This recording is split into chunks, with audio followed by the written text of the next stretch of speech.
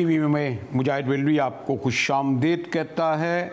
और तब्दीली सरकार के सदर हमारे कराची शहर के डॉक्टर आरिफ अलवी की जब ख़बर स्क्रीन पर कल नज़र से गुज़री तो जी चाहा कि ज़रा लाइटर वे में उसका ज़िक्र ज़रूर कर दिया जाए कि बहरहाल हम ये बड़ाई है हमारे डॉक्टर आरिफ अलवी की कि गवर्नर हाउस में जो तकरीब उनके साहिबजादे की हुई उस पर उन्होंने ट्वीट करके मदद भी की। लेकिन देखिए खुद डॉक्टर साहब भी गवर्नर हाउस में कितने खुशगवार मूड में बहुत अरसे बाद अपने साहिबजादे की एक बहुत बड़ी कामयाबी पर बड़े हसस का उसका जिक्र कर रहे थे। ये जो प्रोजेक्ट है आपका ये इंटरनेशनली के $25 मिलियन का भी, तो आप इसको एक आइकॉनिक कैफियत बनेंगे, दूसरे डेंटिस्ट भी उसको सीखेंगे। ये शरीफ ख़ानदान का बच्चा है, इसको यही करना चाहिए था। आपका भी उसी ख़ानदान से ताल्लुक़ है। डॉक्टर साहब हंस रहे थे, बल्कि मुझे याद आ रहा है कि एक अरसे बाद जब वो मेरे प्रोग्राम में जब शुरू में आते थे तो अक्सर मुझसे ये कहा करते थे कि भाई आप जो है ज़रा अपने कभी आए मेरे बड़े पाए के डेंटिस्ट हैं डॉक्टर साहब, और ये बड़ी अच्छी बात है कि एक प्रोफेशनल रहे हैं और एक डेंटिस्ट की हैसियत से उन्होंने माशाल्लाह इतना मकाम बनाया। तहरीक इंसाफ में उसके सेक्रेटरी जनरल बने, एक बार नहीं दो MNA बने और मुतफ़िक़ा तौर पर बड़ी भारी हरकत से पाकिस्तान के सदर हुए। और अगर डॉक्टर साहब ने अपने साहिबजादे की मोहब्बत में गवर्नर हाउस में एक तकरीब कर ली तो एक सोशल मीडिया ने हंगामा खड़ा कर दिया, भाई क्या हो गया। और देखिए हमारे वरना हमें इल्म नहीं कि हमारे गवर्नर हाउसों में साबिक़ा दौर में, खैर वो याहिया ख़ान का दौर तो याद ही नहीं करना चाहता क्या क्या उस वक्त होता था। बाद में हमारे ताराड़ साहब बैठे, एक और सदर साहब तो बेचारे कैदी हुआ करते थे, भुट्टो साहब के ज़माने में निकलते नहीं थे।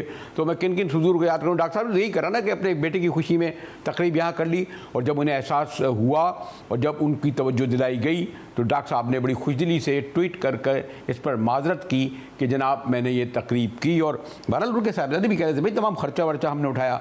तो खैर मैंने सोचा कि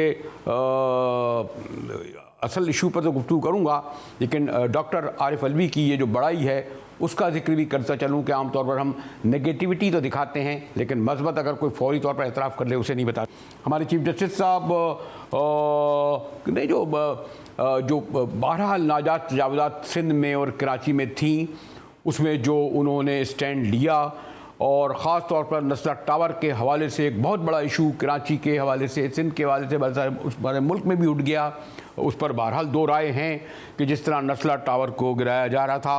और फिर ये सवाल उठा कि बहुत सारे ऐसे DHA हैं, कंटोनमेंट हैं, बल्कि अब वो कंटोनमेंट शहरों में आ गए हैं, DHA भी शहरों में आ गया है। फिर DHA ने भी जो है बहुत सारी ज़मीन जो है वो दूसरी ऐसी जगह ले ली है जहाँ बड़ी तादाद में, बल्कि ये कहा जाता है कि DHA और अस्करी इदारों में भी बहुत बड़ी तादाद में जो ज़मीनें हैं वो अब उसमें अक्सरियत शहरियों की रहती है। बहरहाल चीफ जस्टिस साहब इस बात पर बहुत बरहम थे कि जो ज़मीन दिफाई इदारों की जगह पे बनी वहाँ सिनेमा घर बन गए हैं, शादी हॉल बन गए हैं और शॉपिंग मॉल बन गए हैं।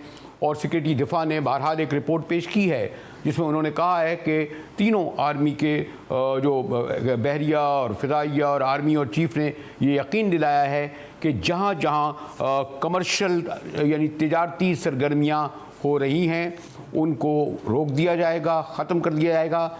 गो के इस रिपोर्ट को जो सेक्रेटरी दफ़ा ने पेश की वो मुस्तरद कर दिया हमारे चीफ जस्टिस ने, ख़ासे बरहम नज़र आए, दोबारा उन्हें तलब किया।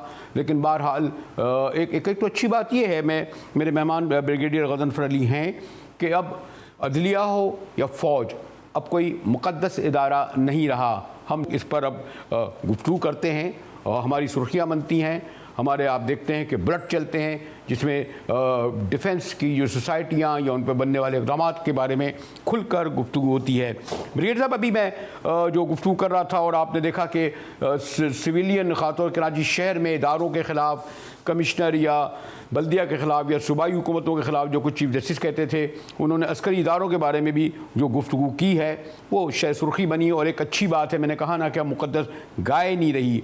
आप समझते हैं कि ये जो ऑब्जर्वेशन जो सुर्खियाँ बनी हैं तो इसमें बड़ा कन्फ्यूजन हो रहा है। लोग ये समझ रहे हैं कि तमाम जो डीएचए है वो डिफेंस का यानी फौज की ज़मीन है, कंटोनमेंट वाली ज़मीन है, इसलिए वहाँ जो कमर्शियल इदारे बने उस पर सवाल उठे और फिर ऑब्जर्वेशन भी हमारे चीफ जस्टिस की आई, सिक्योरिटी रिफा पेश हुए। ब्रिगेडियर साहब, जितने कैंटोनमेंट्स हैं उनकी ज़मीन जो है, जैसे आप जो फरमा रहे हैं A2 लैंड जो है उसके अंदर जो है वो क्लासीफाई होती है और उसके अंदर आती है। एक तो वो चीज़ है जिसके ऊपर आपने सेक्रेटरी डिफेंस ने कहा कि जी कमर्शियल एक्टिविटीज़ और जो चीज़ें हो रही है। अब दूसरी चीज़ आपने hello, can you hear me? जी जी जी बिल्कुल। दूसरी चीज़ जो बिल्कुल डिफरेंट है वो है DHAs। ठीक है जी। अब DHA जितने बने हैं वो एक ऑर्डिनेंस के अंदर DHA की अथॉरिटी को गवर्नमेंट ने रिकॉग्नाइज किया और तस्लीम किया।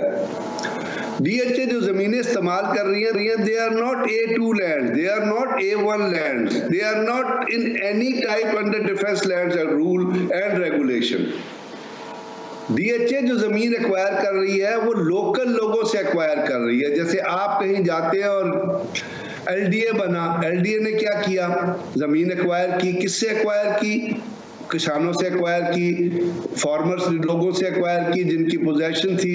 पाकिस्तान में जिद्दी पुश्ती लैंड जो है, हेरिडिटरी लैंड जो है, वो तो लोगों के पास किलोमीटर के हिसाब से चलती है।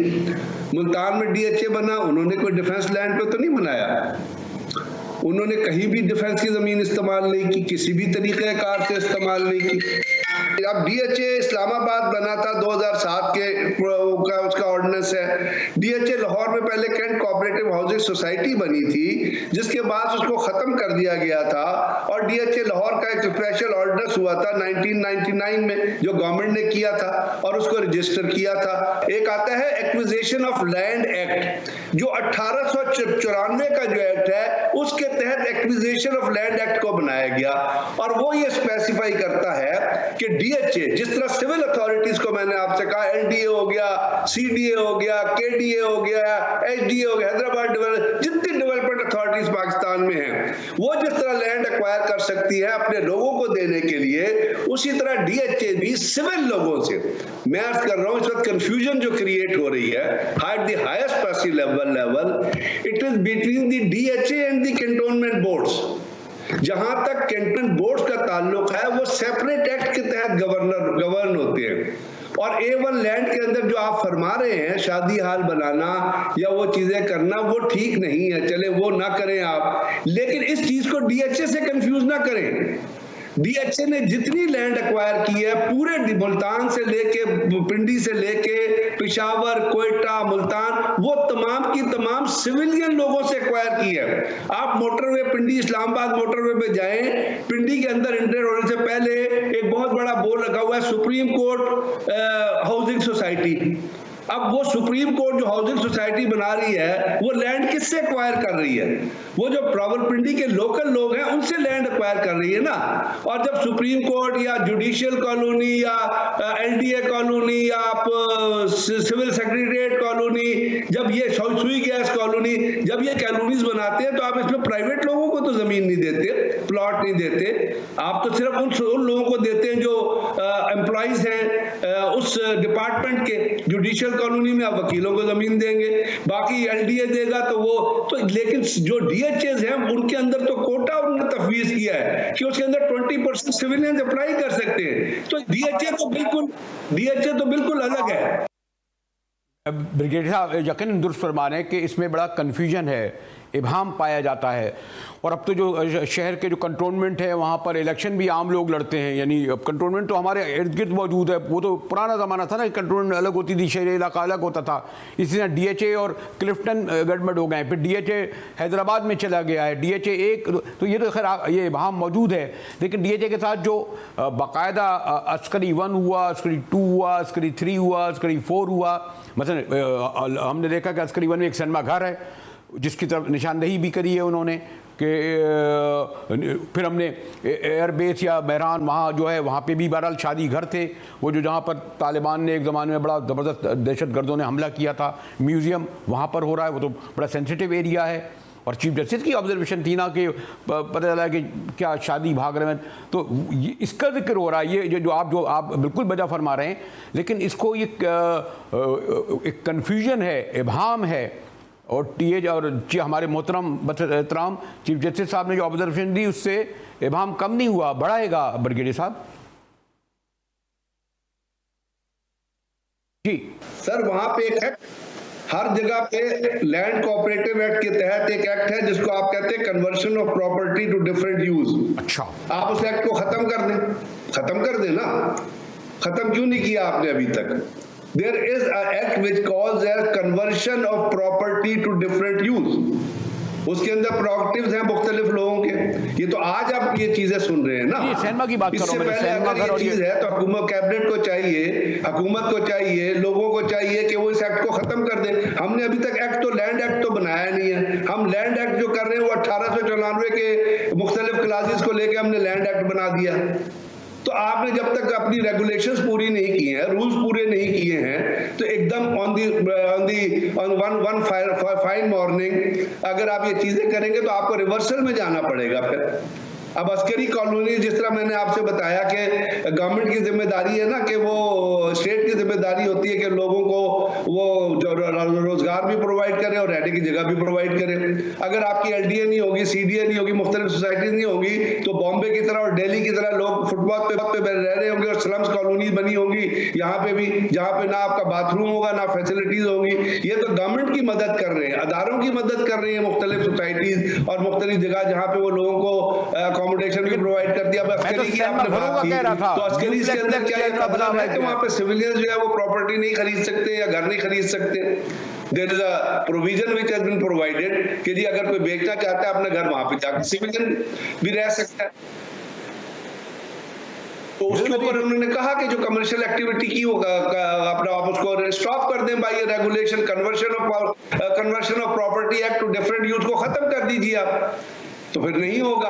अब वहां पे जो कर रहे हैं कैंटोनमेंट बोर्ड्स के अंदर भी, अब एक कैंट आपका बनता है, जैसे वो फर्ज करें आप गवादर में एक कैंट बनाते हैं, वहां पे जो रेजिडेंट्स हैं there are some thing which is known as the civic amenities which is the responsibility of the state to provide them the civic amenities. अब ये फार फ्लंग कैंटोनमेंट है, हब में आपने बनाया, गडानी में आपने अगर कैंटोनमेंट बना देना है, पन्नू आकिल में आपने कैंटोनमेंट बना देना है, आपने फार फ्लंग एरियाज में कैंटोनमेंट बना देने हैं, तो वहां पे लोग जो रह रहे हैं उनको सिविक एमिनिटीज कौन प्रोवाइड करेगा और किस जगह पर प्रोवाइड करेगा?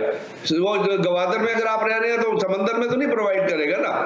ब्रिगेडियर साहब मैं फिर बता एहतराम करूंगा, आप दुरुस्त फरमा रहे हैं, लेकिन जो मैं खास तौर पर जो लबे सड़क शायद राजमन 4 है उसमें सैनमा घर बने, कमर्शियल जो बोर्ड लगे, बिल बोर्ड लगे, और फिर सॉरी टू से फिर अगर मैं अगर इस तरफ आ जाऊं कि जो हमारे जब ये एक बार फिर ये और फिर मैंने कहा कि अच्छी बात यह है कि जब चीफ जस्टिस ऑब्जर्वेशन दे रहे थे सिविलियन इदारों के बारे में, और फिर उन्होंने वैसे ही दिफाई इदारों के बारे में उन्होंने कहा भी कि अगर हम नस्ला टावर को उड़ाने को कह सकते हैं, बम से उड़ाने को उन्होंने तो कह दिया था बड़ा, उस पर खैर ऑब्जर्वेशन लोगों की आ रही है, और शायद डिमोलिश भी कर दिया जाए, तो फिर कहा जाएगा कि इनको भी डिमोलिश किया जाए, ख़त्म किया जाए। मैं आपसे यही अर्ज कर रहा हूं, this is what I am trying to say, कि देयर इज पाकिस्तान के कानून में एक शिक एग्जिस्ट करती है जहां पे आप प्रॉपर्टी को कन्वर्ट कर सकते हैं बोर्ड ऑफ डायरेक्टर। आप उसको खत्म कर दे। आज आपने खत्म किया, आज सुप्रीम कोर्ट ने ऑब्जर्वेशन दी, आर्मी ने कमिट किया, नेवी ने कमिट किया, एयरफोर्स ने कमिट किया, तो it will not be done in future. नहीं, जो नस्ला टावर को डिमोलिश कर दे रहे हैं वो तो कह रहे हैं बम से उड़ाएं, अब आप वो क्या मौजूद है उसको जो मौजूद है वो जो हो रही थी वो मैं आपसे अर्ज ये कर रहा हूं कि हमारे यहाँ होना ये चाहिए था शुरू में आप कुछ लैंड एक्ट्स बना देते। हम तो इस आप देखिए ना बरेलवी साहब, आप खुद सोचिए, आपका जो लॉ ऑफ एविडेंस है जिसको आप कानून शहादत कहते हैं, वो किसी कैबिनेट ने नहीं बनाया, किसी असेंबली ने नहीं बनाया।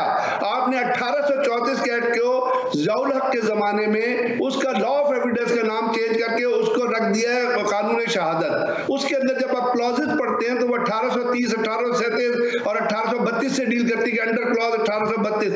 तो ये तो हमारे यहाँ एफिशिएंसी रही है। जिन लोगों को कानून बनाना चाहिए था, रेगुलेशंस करने चाहिए थे, वो कर देते ना कि जी जो कैंटोनमेंट बोर्ड के अंदर कोई सहनमा नहीं बनेगा।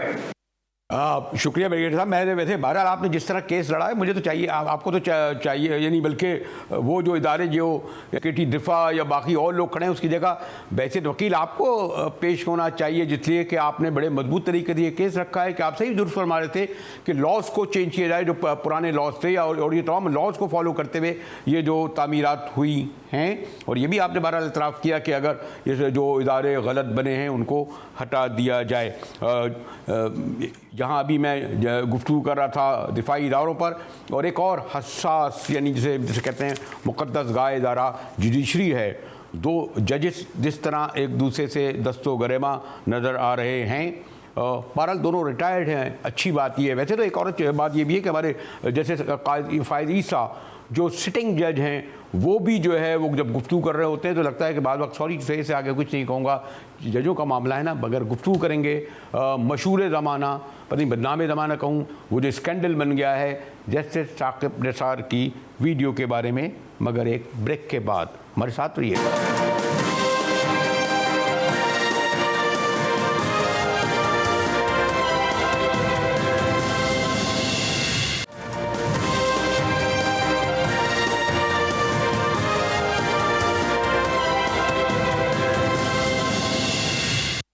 टीवी में एक बार फिर मुजाहिद वेलवी आपको खुशामदीद कहता है। और जैसे मैंने कहा कि जहां अब गुफ्तगू खुलकर दिफाई इदारों पर होती है, फ़ौज में तकर्रियों पर होती है। आपको इल्म है ना कि जस्टिस बाजवा को जब तो बढ़ाया गया उनकी मुद्दत में तो सुप्रीम कोर्ट ने हुक्म दिया कि पार्लियामेंट में जाए, और फिर पार्लियामेंट ने उन्हें मज़ीद वक्त दिया।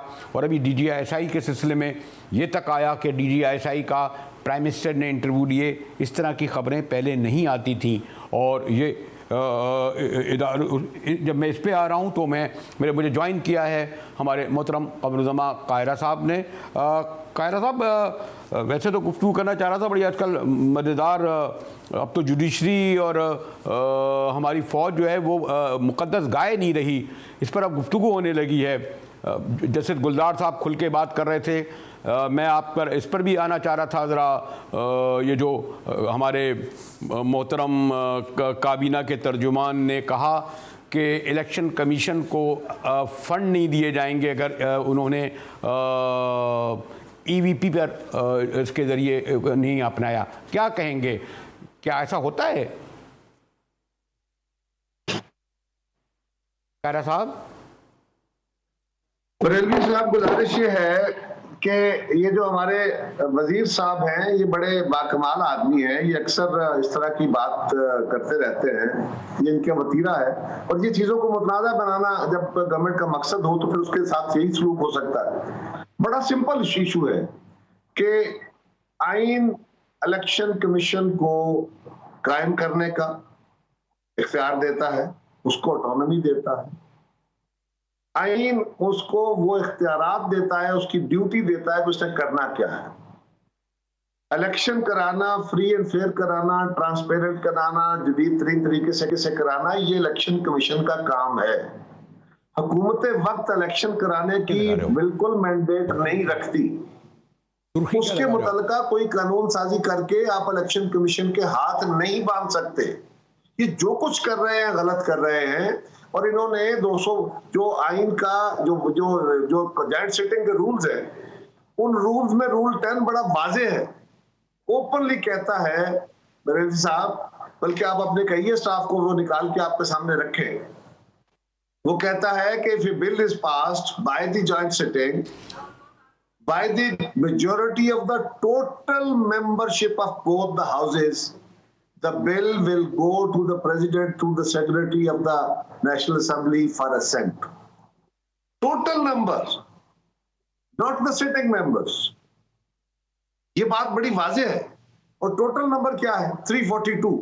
अगर कोई सीट खाली भी है तो 342 टोटल सीटें हैं। सो टोटल नंबर का 50% उसका नहीं, 50% प्लस 1 मेजॉरिटी होती है। यहाँ पे 342 मेंबर हैं कौमी असेंबली के, सीटें हैं, और 100 सीटें हैं सेनेट की। लिहाजा ये जो टोटल नंबर बना वो बना 442 का 50% 221 221, और एक वोट और हो तो वो मेजॉरिटी बनेगी, वरना वो 50% आधा बनता है। अब ये अकड़ के बैठ गए कि हमने पास कर लिया, ये नहीं है पास। दूसरा, इलेक्शन कमीशन को ये इख्तियार आइन देता है कि आपने मुशावरत करनी है, आपने इस मुल्क के अंदर फ्री एंड फेयर इलेक्शन कराने। कौन गवर्नमेंट को इख्तियार दे रहा है, कौन सी क्लास के तहत हुकूमत को ये इख्तियार है कि वो इलेक्शन कराने के तरीकाकार को पाबंद कर दे? खुद अपने तौर पे अपोजिशन की मुखालफत छोड़ दीजिए, इलेक्शन कमीशन की मुखालफत के बावजूद, इनकैपेसिटी के कहने के बावजूद अगर हुकूमत अपने तय बिल पास करके कहे तो ये आइन से मुतसादम बात है, ये हुकूमत के मैंडेट में नहीं है। लिहाजा ये मामला स्ट्राइक डाउन हो जाएगा। तीसरी गुजारिश ये है कि ये जो ऑटोनॉमी, साथ फाइनेंशियल ऑटोनॉमी भी है। 2010 तक इलेक्शन कमीशन दस्तनगर था गवर्नमेंट का कि उनको पैसे चाहिए होते थे। हमने बाकायदा जो फाइनेंशियल ऑटोनॉमी नहीं थी आइन में अमेंडमेंट के दौरान, वो ऑटोनॉमी भी इलेक्शन कमीशन को दे दी है कि अब इलेक्शन कमीशन हुकूमत से दस्तनगर नहीं है, पैसे तो गवर्नमेंट ने देने हैं। फाइनेंस मिनिस्ट्री से वो डायरेक्ट, जिस तरह सुप्रीम कोर्ट हुक्म दे के पैसे ले सकती है, इसी तरह उनके पास भी ये इख्तियार हासिल है उनको। और ये बात से पता नहीं क्या बात कर रहे हैं कि हम पैसे नहीं देंगे, हम ये नहीं करेंगे, ये मैंडेट नहीं है, ये आइन वाज़े तौर पे कहता है। और अपनी बुखलाहट और लड़ाई में और इस घबराहट में कि अगला इलेक्शन अगर इलेक्शन कमीशन ने फेयर नहीं कराने की बात की तो हम उड़ जाएंगे, ये इलेक्शन कमीशन को भी बुलडोज करना चाहते हैं। ये तो सुप्रीम कोर्ट भी बुलडोज करने चले थे, ये तो जस्टिस काजी फाइज ईसा को भी बुलडोज की सूरत में बुलडोज कर रहे थे सुप्रीम कोर्ट को। ये तो लकीली ऐसा हो गया। अभी ये मीडिया के पीछे पड़े हुए हैं कि हमने मीडिया का गला भी दबा के रखना है ताकि सारा कुछ हमारे पंजे में हो और हम जिस तरह का चाहें इलेक्शन कराएं, जिस तरह की चाहें हुकूमत करें। कल रेलवी साहब, कल अगर हुकूमत एक बिल पास कर देती है, कसरत से कर देती है, फर्ज करना कि आइंदा से इलेक्शन सीक्रेट बैलेट से नहीं होगा, हाथ खड़े करके होगा, तो क्या ये आजादाना इंतखाब होगा? क्या ऐसा मुमकिन है? Answer is no. ये काम इलेक्शन कमीशन का है। इलेक्शन कमीशन ने तमाम एट ए टोन नहीं करेगा, वो दुनिया की प्रैक्टिसेस को और बाकी जमातों से मशावरत करने के बाद, जिसमें हुकूमत की जमात एक जमात है, हुकूमत नहीं है, इलेक्शन कमीशन के पास एक जमात के तौर पर हो जाए, लॉजिकल बात है इसमें। नहीं, लेकिन अगर कोई नहीं मानेगा तो फिर अब तो कायदा साहब उन्होंने ये कह दिया कि जो पंजाब में इलेक्शन होंगे बल्दियाती, वो वोटिंग मशीन ही से होंगे। ये तक अभी मैं कैसे होंगे, अगर कैसे होंगे, क्यों अभी गालिबन मशीनें लाने में टाइम लगेगा। नहीं, मैं वही कह रहा हूँ कि देखे ना, ये तो अनोखे लाडले हैं ना, ये तो कुछ भी मांग सकते हैं। सवाल ये है कि अभी तो फैसला ये नहीं हुआ कि इस पे होने कैसे हैं। दूसरा ये है कि इलेक्शन कमीशन कह रहा है मुझे 8 लाख मशीनें चाहिए होंगी। सही, आपने मशीनें चाहिए तो आपने मशीनें प्रिक्योर करनी है, उसकी टेक्नोलॉजी बननी है, उसके लोग ट्रेंड होने हैं, उसके टेक्निकल पीपल एंगेज होने हैं। ये तो एक लंबा सारा प्रोसेस है जिसको आज शुरू करके अगला जनरल इलेक्शन कमीशन कह रहा है हम नहीं करा सकते इसके तहत, और ये मार्च में इलेक्शन कराने की बातें कर रहे हैं। तो ये दीवाने का ख्वाब नहीं है तो और क्या है। और मैं आपको एक और गुजारिश करूं, हुकूमत वक्त इस वक्त बेसिकली जो महंगाई है, जो बेरोजगारी है, जो तेल की कीमतें कम हो रही है दुनिया में, हमारे यहाँ तेल की कीमतें बढ़ रही हैं, जहाँ जो इन्फ्लेशन है, यहाँ जो बैड गवर्नेंस है, यहाँ जो इनके ऊपर सवाल उठ रहे हैं, इससे तवज्जो हटाने के लिए इन बातों पे लायानी मुबाहिसे छेड़ देती है।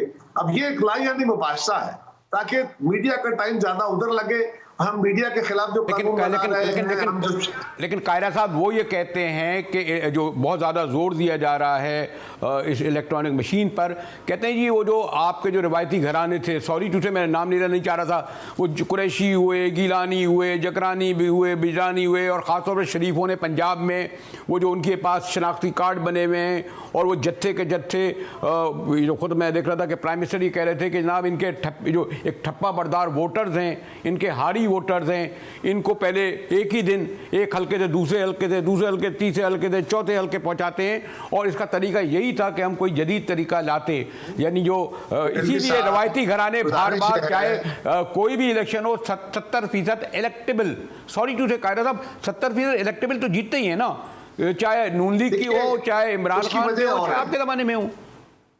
उसकी वजह और है, ये बात दुरुस्त है कि इलेक्टेबल जीते, और ये हमारी बदकिस्मती है।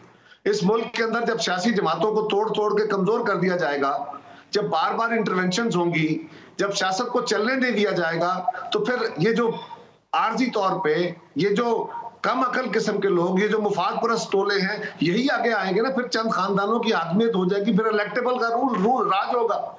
शहीद भुट्टो ने कहा था ना कि अगर इलेक्शन प्रोसेस नहीं चलने दोगे, सियासी अमल रोकोगे तो इंतहा पसंदी बढ़ेगी, फिरका वारियत बढ़ेगी, बरादरीज़म बढ़ेगा। आज उसका शिकार हुए पड़े।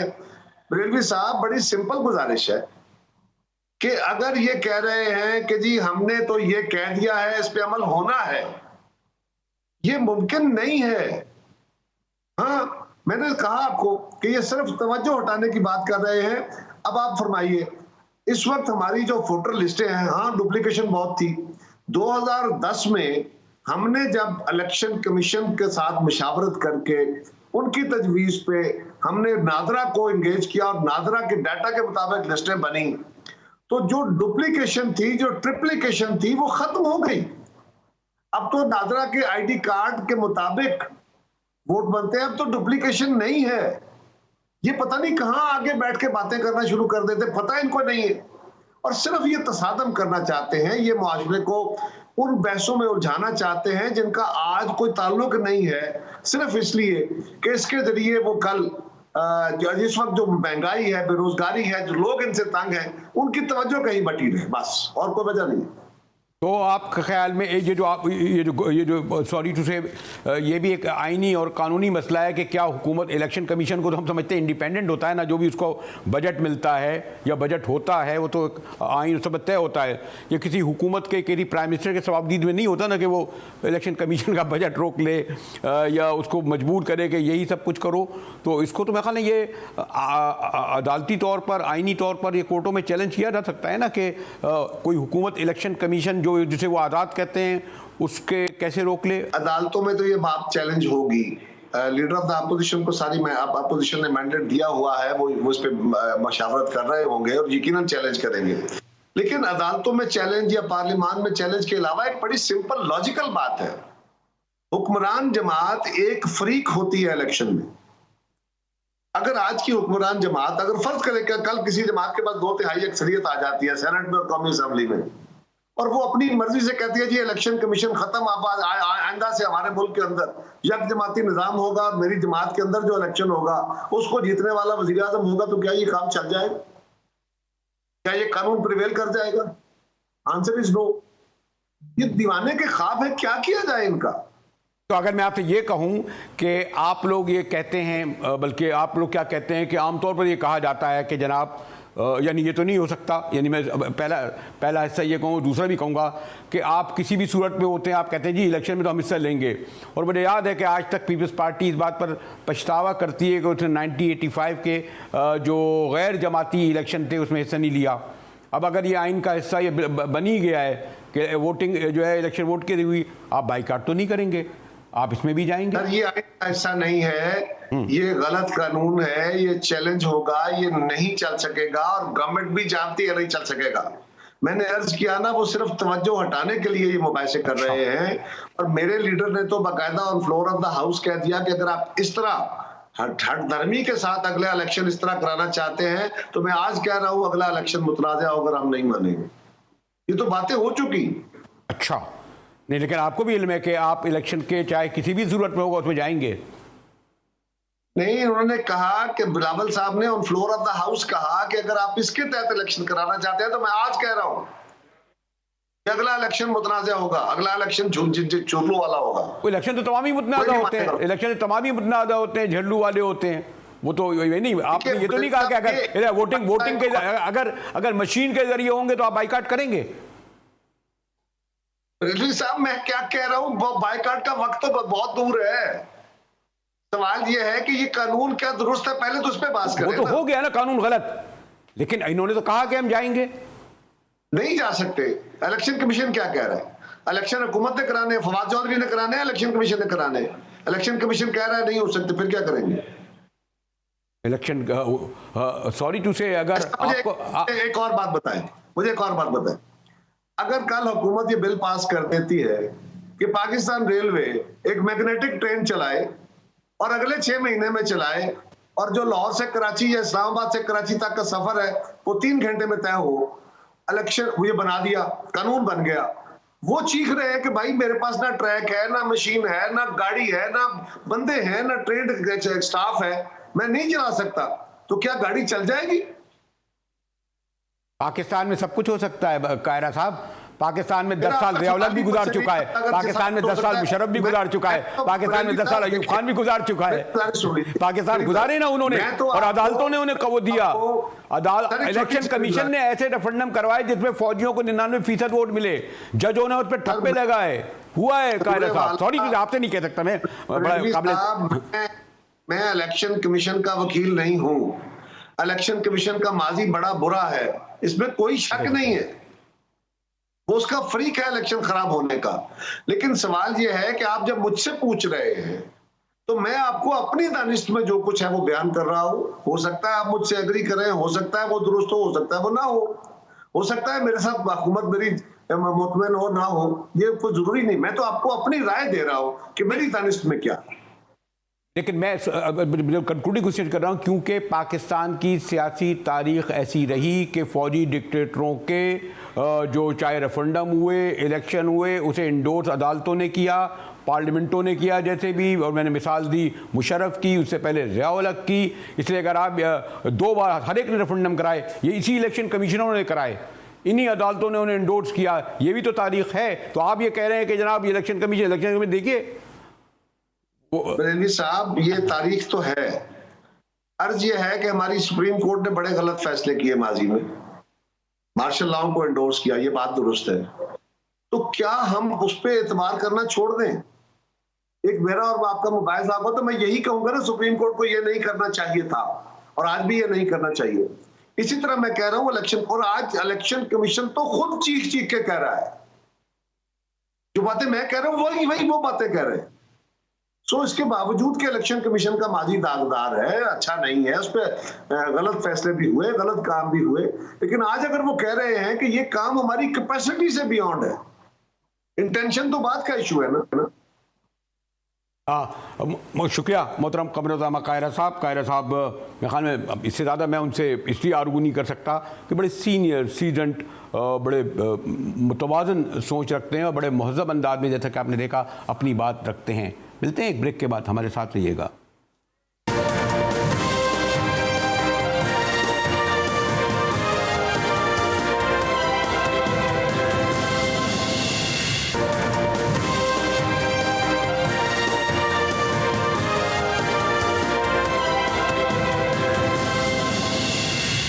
टीवी में मुजाहिद वेलवी एक बार फिर आपको खुशामदीद कहता है। और जैसे मैंने कहा कि एक तो जो मुक़द्दस इदारे हुआ करते थे, अच्छी बात यह है, पता नहीं कौन लोग कहते हैं कि जनाब पाबंदियां हैं, बातचीत नहीं करते, बाकायदा हमारे अब PBA, PSWD, PFJ सब बड़ी कंपनियाँ चला रही हैं। आज चीफ जस्टिस की जो ऑब्जर्वेशन है फ़ौज के बारे में तमाम अखबारों ने शे सुर्खियों के साथ लगाई हैं। जस्टिस साकिब निसार के हवाले से खुलकर गुफ्तगू हो रही है। राना शमीम साहब को आप देखिए, साबिका जस्टिस थे गिलगित के, वो भी आ रहे हैं, और बाकायदा मैंने कहा ना कि साकिब चीफ जस्टिस को उन्हें भी शायद हो सकता है तलब कर लिया जाए।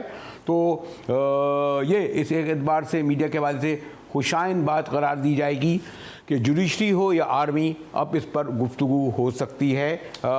जैसा कि ख़ास तौर पर ये जो पेंडोरा बॉक्स खुला है साबिक चीफ जस्टिस के ऑडियो से, और हमारे जस्टिस राना शमीम साहब जिन्होंने एक हल्फिया बयान लंदन में दिया कि चीफ जस्टिस साकिब निसार ये कहते हुए कह रहे थे किसी से कि जनाब मैं जो हूँ इनकी ज़मानतें ना होने दें इलेक्शन से पहले, यानी मरियम नवाज़ और नवाज शरीफ साहब की।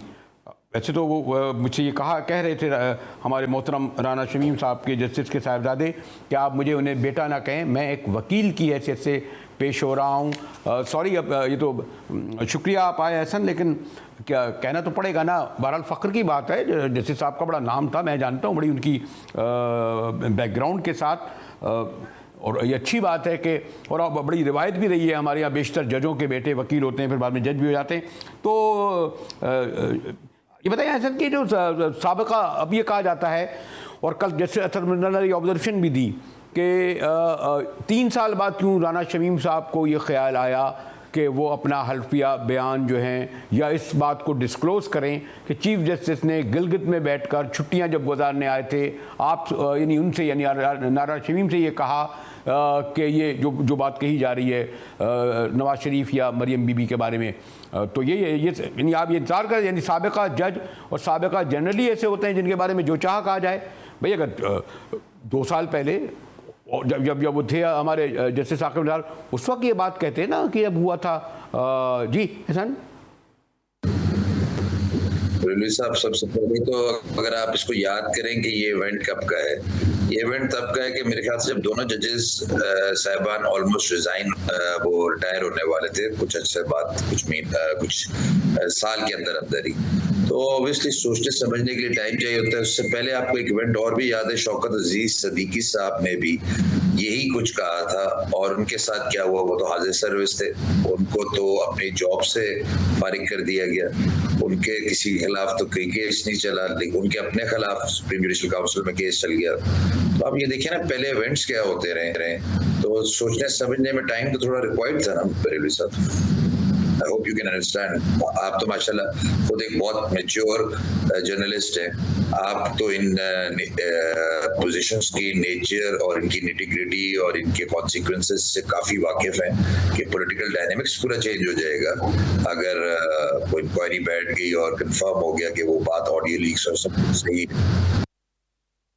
लेकिन सॉरी टू से, और फिर मैं इसलिए ज़रा एहतियात कर रहा हूँ कि एक तो आप वालिद हैं उनके, आपके वालिद हैं वो, और बहरहाल एक माशाल्लाह आप अपना एज ए वकील अपना बना चुके हैं मकाम, लेकिन ये तो एक हकीकत है ना कि हमारे मोहतरम राना शमीम साहब जज बनने से पहले एक पुरजोश मुस्लिम लीगी वकील हुआ करते थे, गालिबन नायब सदर पंजाब की लीग के सर हुए थे। और अब ये खैर एक और बात है कि इस वक्त भी पीपल्स पार्टी की गवर्नमेंट में जो उनकी जो शहीद जुल्फ़िकार अली भुट्टो यूनिवर्सिटी है उसके वाइस चांसलर हैं, यानी उनका एक नून लीगी सियासी पस मंज़र है ना, इसीलिए जब ये उनका अल्फिया बयान आया तो लोगों को याद आया, वरना राणा साहब ने एक जज की हैसियत से यकीनन बड़े अच्छे फैसले किए हैं, उनकी अच्छी रिपुटेशन थी, लेकिन जब अगर वो एक मुतनाज़ा बनेंगे, कंट्रोवर्शियल बनेंगे, तो फिर ये कहा जाएगा ना कि उनका ताल्लुक भी नून लीग से था। जी रेलवे साहब, मैं कुछ पॉलिटिशियंस का अभी जो एक पॉलिटिशियन है उनका मैं केस कर रहा हूँ, सेनेटर राना मकबूल साहब। इसका मतलब मैं पीएमएल नून का लॉयर हूँ या मैं सेनेटर राना मकबूल साहब का लॉयर हूँ? सेनेटर राना मकबूल साहब का लॉयर हूँ ना जी, तो मेरा पीएमएल नून से कोई, मैं तो वकील हूँ। अब मेरी एसोसिएशन किसी से भी हो सकती है, मेरे तो पीटीआई के भी मेंबर हो सकते हैं क्लाइंट, मेरे तो जो अभी इलेक्शन पिटीशंस, अब इलेक्शन होंगे तो इलेक्शन पिटीशन में तो जो भी मेरे पास आएगा मेरा क्लाइंट होएगा, मुझे तो नहीं फर्क पड़ता वो किस पार्टी से। तो मैं यही बता रहा हूँ कि जब बंदा जज बन जाता है तो वो किसी पार्टी का नहीं रहता, जब वाइस चांसलर होते हैं तो वो एक अदारे का वाइस चांसलर होता है। प्लीज ट्राई टू अंडरस्टैंड कि मेरे सच्चे बयानात को ट्विस्ट ना किया जाए। मैंने सच बताया कि वो एक जमाने में पीएमएल नून के वाइस प्रेसिडेंट रह चुके हैं, उसको लोग कह रहे हैं उन्होंने एडमिट कर लिया। क्या एडमिट कर लिया जी, for God sake? Please tell me, क्या सच बोलना एडमिशन होता है? बिल्कुल, ये बात तो आप सबके इल्म में है कि बरेलवी साहब, आप तो मेरे वाले साहब शायद जानते भी होंगे, मुझे तो आप पहली बार मेरे से या दूसरी बार हम बात कर रहे हैं, आप तो मेरे वाले साहब को पर्सनली भी जानते होंगे, am I right? Yes yes जी। तो फिर देखिए वो तो एक माशाल्लाह रिनाउंड पर्सनालिटी है, अल्लाह ने उन्हें इज्जत दी है, लोग उन्हें जानते हैं। अगर पॉलिटिशियंस उन्हें जानते तो ये कोई उनके लिए कोई गुनाह तो नहीं है ना जी, और उनकी इज्जत करते हैं। आपको पता है कि आपके जर्नलिस्ट कम्युनिटी में उनका कितना हाई रिगार्ड है मेरे वालिद साहब का, विद ऑल ड्यू रिस्पेक्ट। मैं मेरे वालिद साहब में उनकी तारीफ नहीं करना चाह रहा, लेकिन मैं इसलिए कह रहा हूँ क्योंकि लोग अब उन पे उंगलियां उठा रहे हैं। इस उम्र में जिन्होंने इतना सर्व किया, उन्होंने सिर्फ एक सच ही बोला है ना, सच थोड़ी देर बाद आया है लेकिन ही स्टैंडिंग बाय इट। कल उनके पूरे बयानात को डिस्टॉर्ट कर दिया गया, क्या बोला गया? Please try to understand, he is Rana Mohammad Shamim, 73 years old. He appeared in court like almost after 9 years, 8-9 years के बाद वो कोर्ट में अपीयर हो रहे हैं। उन्हें सुनने की भी प्रॉब्लम होती है, उस सुनने की जो मिसअंडरस्टैंडिंग्स हुई हैं, लोगों ने कहा वो बयान से ही हल्फी से ही मुकर गए हैं। कहाँ ये हुआ है बरेलवी साहब? अगर आपका भी कोर्ट रिपोर्टर था तो फॉर गॉड सेक उनसे कहें सही कोर्ट रिपोर्टिंग करें। कोर्ट में ऐसा कुछ नहीं हुआ, परपोर्टेड एफिडेविट वर्ड यूज किया, परपोर्टेड की मीनिंग ही नहीं लोगों को पता, तो मैं क्या करूं? अब मेरा काम तो नहीं है ना समझाना। कोर्ट ने तो अभी कोई एलिगेशन नहीं लगाया, कोर्ट ने तो कहा है कि ये एलिगेशंस हैं, इनके सवाल के जवाब दे दें। अब वो हमारी मर्जी है कि हम जवाब किस तरह बनाते हैं। अभी तो जवाब दाखिल ही नहीं हुआ, लोगों ने कहा पता नहीं क्या हो गया, केस सॉल्व हो गया। फॉर गॉड से कितना हाइप क्रिएट ना करें, लेट मीडिया ट्रायल ना करें मेरी आपके थ्रू, क्योंकि आप बहुत सीजन्ड, मैं आपको बचपन से देख रहा हूँ, विद ऑल रिस्पेक्ट मैंने बचपन वर्ड यूज कर दिया, लेकिन I have been following you when I was a youth, तो एंड आई एडमायर यू, क्योंकि आप बड़ी अच्छी रिपोर्टिंग करते हैं और माशाल्लाह बाकी लोग भी, काशिफ अब्बासी, खानजादा साहब बहुत अच्छा काम कर रहे हैं, आई एम रियली अप्रिशिएट। लेकिन कुछ ऐसे भी लोग हैं कि जो गलत बयान दे देते हैं और बयान को ट्विस्ट करते हैं, जिसकी वजह से आम बंदे को सही बात नहीं पता चलती। फॉर गॉड सेक इसको सेंसेशनल स्टोरी ना बनाए, ये बहुत ही इंपॉर्टेंट नेचर का केस है, इसको आराम से कोर्ट में चलने दें और आप लोगों के सामने सच या झूठ जो भी है सब कुछ सामने आएगा। थोड़ा सब्र रखें, मेरी रिक्वेस्ट है आवाम से भी। मैं यकीनन आप मेरे लिए बड़े काबिल एहतराम हैं और आपकी मैं इस बात को भी तस्लीम करता हूं कि वो एक आज़ाद जज हैं, लेकिन आपको ये भी इल्म है कि हमारे जुडिशरी में जब पॉलिटिकल अपॉइंटीज़ हुई और बाद में हमने देखा भी इस तरीके से, मसलन रफ़ीक तारार साहब का जो रोल था जस्टिस सज्जाद शाह के केस में, उसमें बाद में उनको सदर मुमलिकत बनाया मियां नवाज शरीफ ने। फिर जो जस्टिस कय्यूम का केस का अब हवाला आ रहा है आपका, जब ये ऑडियो आई है मौजूदा, जस्टिस कय्यूम के केस में यही था ना कि मियां शहबाज शरीफ ये कह रहे थे कि सज़ा क्यों नहीं देते, और बिलावल भुट्टो जरदारी ने कहा ना कि 20 साल की सज़ा दी गई उनके वालिद को और वालदा को। तो सॉरी टू से जुडिशरी ने अपने को कंट्रोवर्शियल बनाया, और जब आप इस तरह का कंट्रोवर्शियल, जैसे सॉरी फिर मैं आपसे बहुत ही एहतराम के साथ कह रहा हूँ कि अगर आप जब गुफ्तगू करेंगे तो फिर ये सब चीज़ें भी आएंगी कि उनका नून लीगी पस मंज़र था, क्योंकि बेनिफिशरीज़ जिस तरह जस्टिस कय्यूम का केस में बेनिफिशरी शरीफ ख़ानदान था, इस केस में जो वो बात कर रहे हैं कि इन्हें ज़मानत इनकी मनसूख की जाए, तो जो मौजूदा उनके केसेस चल रहे हैं उसमें बेनिफिशरीज जो हैं वो शरीफ होंगे, नून लीगी होंगे, इसीलिए ये बात आ रही है कि उनका एक नून लीगी पस मंज़र था। ये दुरुस्त के वो एक आज़ाद जज की हैसियत से उन्होंने अपने खिदमत अंजाम दी। नहीं बरेलवी साहब, विद ऑल डी रिस्पेक्ट, मेरे वाले साहब ने तो कहीं भी ये नहीं लिखा किसी जज ने कहा कि किसी को सजा दो, उन्होंने तो कहा है कि इनकी बेल्स नहीं होने देनी। अब देखें, बेल स्टेज एक अलग चीज होती है, बेल सस्पेंड हो गई, नवाज शरीफ यहाँ से चले गए, उन्हें ट्रांजिटरी बेल मिली, एक कंडीशनल बेल मिली कि 8 वीक्स में वापस आना है, वो नहीं वापस आ सके क्योंकि उनकी तबीयत खराब है। मेडिकल रिपोर्ट्स यहाँ ही बनी, ब्लड प्लेटलेट्स उनके यहाँ ही ड्रॉप हुए, सारा कुछ गवर्नमेंट ने मेडिकल बोर्ड कॉन्स्टिट्यूट किया, उसने रिपोर्ट दी कि जी ये लाइफ थ्रेटनिंग है। अब वो अपना इलाज इंग्लैंड में कराना चाहते हैं, तो इसमें क्या मामला है, आप इलाज कराने दें। मैं एज अ लॉयर बता रहा हूँ, अपील्स कंक्लूड कराए ना, अपील्स किन्होंने चलानी है, शरीफ साहब के वकील ने और ये इनके स्टेट काउंसिल ने। ये कोई क्रिमिनल ट्रायल तो है नहीं कि विटनेस उधर उनकी नवाज शरीफ साहब की जरूरत है, ट्रायल तो उन्होंने पूरा चला है, तो उनको वे एक्स प्राइम मिनिस्टर है।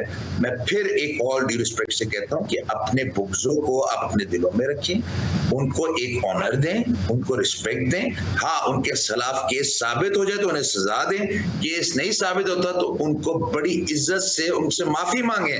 वो 3 बार प्राइम मिनिस्टर रह चुके हैं, फॉर गॉड सेक क्या कर रहे हैं आप? पूरी दुनिया में उनको अपने प्राइम मिनिस्टर को जलील करना चाहते हैं। एक्स्ट्राडिशन ट्रीटी आपकी तो साइन ही नहीं है इंग्लैंड से, पहले आप वो तो साइन कराएं फिर लाएंगे ना उन्हें, उनको तो वरना ला ही नहीं सकते वहां से। ये तो लॉ, मुझसे पूछे, मैं लॉयर हूँ, एक्स्ट्राडिशन ट्रीटी तो साइंड है ही नहीं, तो ये सारा शोशा है। पहले तो ये स्टेट जाके एक्स्ट्राडिशन ट्रीटी तो साइन करे, अभी तक अल्ताफ हुसैन साहब को तो ला नहीं सके, तो इनको लाएंगे नवाज शरीफ साहब को जो चले गए। लेकिन एक और भी है ना, बस एहतराम के जो एक तो ये कि यकीनन आप स्टैंड करते हैं, वो आपके वाले ने कहा भी कि जो उन्होंने हल्फिया बयान दिया, और ये जुड़ गया ऑडियो से, जो एक जर्नलिस्ट ने जो अमेरिका में मौजूद थे जो उसको लीक की ये ऑडियो को। अब यानी ये चीज़ें जुड़ी हुई हैं ना, जब ये केस आगे बढ़ेगा तो फिर यही कहा जाएगा ना कि आपके पास सबूत क्या है, आप जो हल्फिया बयान दे रहे हैं कि चीफ जस्टिस ने ये कहा, जिक्र ऑडियो का आएगा। और सॉरी टू से मैं नहीं कह रहा कि फिर ये समझा जाएगा कि कोई ना कोई ताल्लुक तो बनेगा ना फिर दोनों में। नहीं, हमने ली भी नहीं है, ना उन्होंने हमसे कांटेक्ट किया है, ना मैंने कांटेक्ट किया। मुझे वालिद साहब से किया तो मुझे कोई पता नहीं, मेरे से कोई कांटेक्ट नहीं हुआ कि ये एविडेंस मेरे पास है, वो उन्होंने लानी है तो उनकी अपनी इंक्वायरी होगी। वो उसके लिए आपको पता है बैरिस्टर सलाउद्दीन साहब ने एक पिटीशन भी फाइल कर दी है जिसमें उन्होंने रिक्वेस्ट की है कि जी ये एक जुडिशियल इंक्वायरी की जाए और ये ऑडियो लीक्स का मामला उसको मंतकी इंजाम तक पहुंचाया जाए। तो लोग उसमें भी थोड़ा सब्र करें। उसमें भी, इसमें 7 तारीख है तो उसमें 8 तारीख है, उसमें प्री एडमिशन नोटिस हुआ है अटॉर्नी जनरल को, वो आके बताएंगे कि जी ये मेंटेनेबल है। अगर मेंटेनेबल हो गई तो फिर आपको पता है नोटिस हो जाएगा तो जो फरीकैन है उसमें उन सबको जवाब देना पड़ेगा। और वो पाकिस्तान बार काउंसिल सब है कि ये क्यों नहीं इंक्वायरी होनी चाहिए, एक रिटायर्ड जज हैं तो उनके खिलाफ क्यों नहीं इंक्वायरी हो सकती। बहुत बहुत शुक्रिया। और कहीं कहीं मुझे मादत के साथ अगर आपके काबिल एहतराम वालिद के और आपके हवाले से अगर कोई ऐसे ज़बान से जुमला निकला तो उसके लिए मैं मादत करता हूँ और इसी के साथ ही GTV से इजाज़त लेता हूँ।